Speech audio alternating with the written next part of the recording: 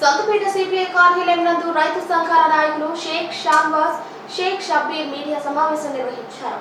అనంతరం వారు మీడియాతో మాట్లాడుతూ సచివాలయం వద్ద వృద్ధులు, వికలాంగులు, పింఛన్లకు పడికాపులు కాస్తున్నారని, సచివాలయం నందు ఒక్క వాలంటీర్ ఉన్నందున వృద్ధులు ఎండకే నానా అవస్థలు పడుతున్నారని, అధికారులు వెంటనే దీని మీద వృద్ధులకు, వికలాంగులకు త్వరగా పింఛన్ అందేటట్లు చూడాలని వారు మీడియా ద్వారా తెలియజేశారు.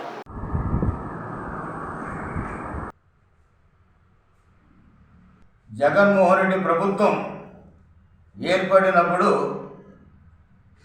వాలంటీర్ వ్యవస్థని పెట్టారు.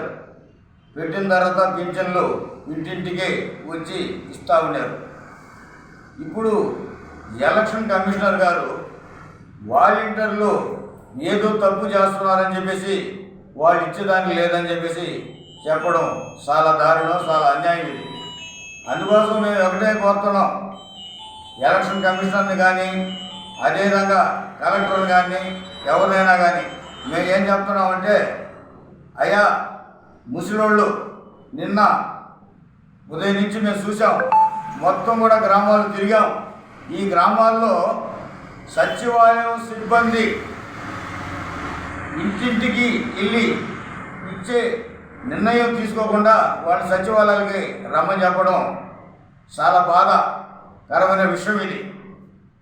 మొత్తం కూడా ఈ ఎండలు ఎట్లా ఉన్నాయంటే ఈ విపరీతంగా ఉన్నాయి. కనీసం షామ్యా లేదు, మంచినీళ్ళు లేవు. మొత్తం కూడా సచివాలయంలో ఫోన్లు తీసుకుని ఆడుకుంటున్నారు. అదేమంటే ఒక్కరిస్తున్నారు. ఆ ఒక్కరు ఎప్పుడు దాకిస్తారు?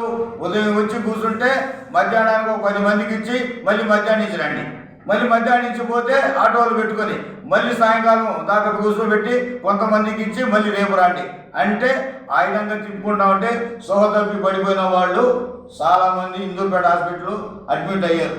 అదేవిధంగా 1వ డివిజన్ నారాయణ రెడ్డిపేట వాసువులందరూ కూడా కోటిపాడు సచివాలయంకి వెళ్తే ముస్లింలు ఒక్కబొద్దు రోజులు ఈ ఎండలకి ఒక్కబొద్దు ఉండేవాడు పోయి ఆడ ఎండలో కీలో నిలబడి సోహతప్పి పడిపోతే కనీసం వాళ్ళకి మంచినీళ్ళు కూడా ఇచ్చేదానికి లేదు. ఎందుకంటే సాయంకాలం 6 గంటలకే వాళ్ళు ఒక్కబొద్దు ఇప్పించేది. అటువంటి వాళ్ళు పరిస్థితి దారుణంగా ఉంది. ఎందుకు ఇటువంటి పరిస్థితి ఎన్నికల అధికారులు తీసుకొచ్చారో మాకైతే అర్థం కావడం లేదు. కనీసం షామ్యా వేయడం లేదు, మంచినీళ్ళు ఇవ్వడం లేదు. ఆటోలో పెట్టుకొని పోయేసి వికలాంగులు దారుణమైన బాధలు పడుతున్నారు. వాళ్ళు ఎంత ఇబ్బంది పడుతున్నారంటే అంత ఇబ్బంది పడుతున్నారు.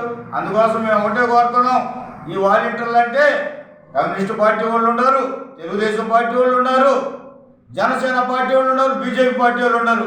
వాళ్ళేమి వైఎస్ఆర్ పార్టీకి అనుకోవడం వాళ్ళు ఏం లేదు.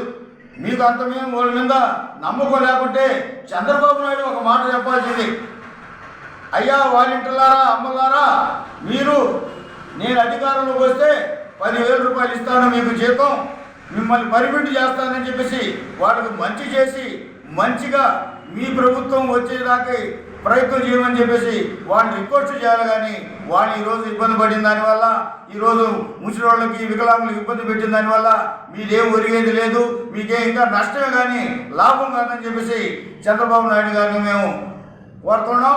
ఇకనైనా మార్చుకొని మొత్తం ఇంటికి వెళ్ళి అధికారులు ఇవాళ ఇంటింటికి వెళ్ళి ఇవాళ సచివాలయంలో చాలామంది అధికారులు ఉన్నారు, ఇంటింటికి వచ్చి పోయి ఇవ్వచ్చు. అటువంటి పరిస్థితి చేయమని చెప్పేసి మేము అధికారులను కోరుతున్నాం. చంద్రబాబు నాయుడు గారిని వచ్చే నెల నుంచి కూడా వాలంటీర్లని మీరు మంచి మనసు చేసుకొని వాలంటీర్ పర్మిట్ చేస్తారని చెప్పండి అండి, 10,000 ఇస్తారని చెప్పండి అండి. వాలంటీర్లు మీకు జగన్మోహన్ రెడ్డికి ఏమని ఎందుకు చెప్తారు? అట్లా అనుకుంటే ఎలక్షన్ కమిషనర్ గారు మొత్తం అధికారులందరూ కూడా తీసేసండి.